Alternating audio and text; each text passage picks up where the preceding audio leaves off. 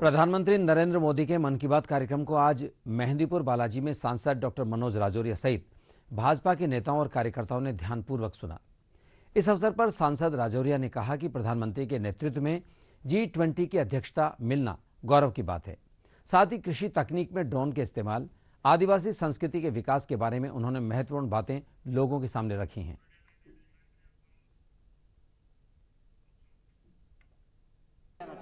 देखिए, सबसे पहले तो प्रधानमंत्री जी को मैं धन्यवाद देता हूं कि भारत की जनता का सम्मान उन्होंने G20 का नेतृत्व करने का जो अवसर मिला, हमारे योग्य प्रधानमंत्री जी के नेतृत्व की क्षमता है और जिस तैयारियों के साथ में प्रधानमंत्री G20 को लेके चल रहे हैं, आज मुझे लगता है कि प्रत्येक भारतवासी प्रधानमंत्री जी के इस लीडरशिप को, जो पूरे विश्व ने उनको नेता चुना है, उसके लिए बहुत उत्साहित है कि कब G20 और हम अपने अपने राज्य में अपनी कला को, अपनी संस्कृति को और अपने उत्पादकों के बारे में भी प्रधानमंत्री ने अवसर दिया, इसको बताएं। प्रधानमंत्री ने जिस तरीके से, जैसे हिमाचल में उदाहरण दिया कि ड्रोन के माध्यम से विपरीत परिस्थितियों में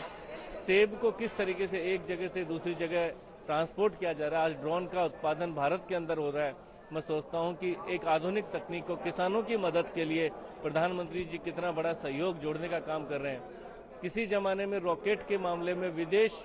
अमेरिका और रसिया के ही नाम जाने जाते थे। आज न सिर्फ सरकारी बल्कि प्राइवेट रॉकेट का भी लॉन्च भारत में प्रधानमंत्री जी के नेतृत्व में हमारे देश के युवा अपनी साइंस की योग्यता के माध्यम से कर रहे हैं।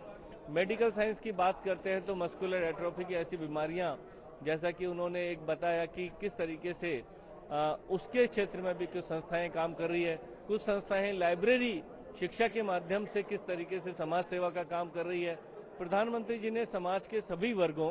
चाहे आदिवासी जो हमारी संस्कृति को बढ़ा रहे हैं, उनको नागालैंड में जो सम्मान करने की बात है, उसको कैसे हम गौरवान्वित महसूस करें, इतिहास को और संस्कृति को गर्व के रूप में महसूस करना और दुनिया के किसी भी कोने में चले जाए। जैसे गुयाना के अंदर एक जगह भारतीय लोग वहां गुयाना में बस गए, लेकिन उनकी संस्कृति वहां मंदिर के अंदर भजन करने का काम, हमारे जो यहाँ इंस्ट्रूमेंट्स म्यूजिक थे, आज पूरे न सिर्फ भारत की जरूरतों को, हमारी लोक संस्कृति को बढ़ावा दे रहे हैं, बल्कि पूरी दुनिया के अंदर एक्सपोर्ट भी हमारे यहाँ जो इंस्ट्रूमेंट्स बनाने वाले लोग कर रहे हैं। मुझे लगता है कि विभिन्न क्षेत्र के लोगों को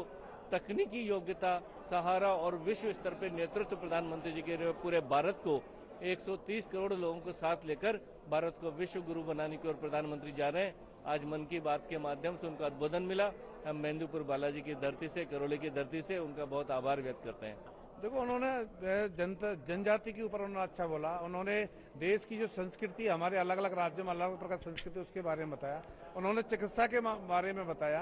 कि उन्होंने कहा कि देश के किसान की, आम आदमी, दलित की, मजदूर की कैसे उन्नति हो, कैसे भारत आत्मनिर्भर बने और ड्रोन के माध्यम से कैसे हमको लाने ले जाने में सामान के लिए कैसे सुविधा हो, ड्रोन के बारे में दूसरे देश की गतिविधियों को कैसे पता लगे, उन सब के बारे में अच्छी तरह से बताया। और जिस तरह जब से प्रधानमंत्री देश के प्रधानमंत्री बने और तब से लेके आज तक उन्होंने देश के हित में सोचा है। अंतर्राष्ट्रीय स्तर पर देश का नाम कैसे हो, आज उन्होंने जिस तरह हमारे आज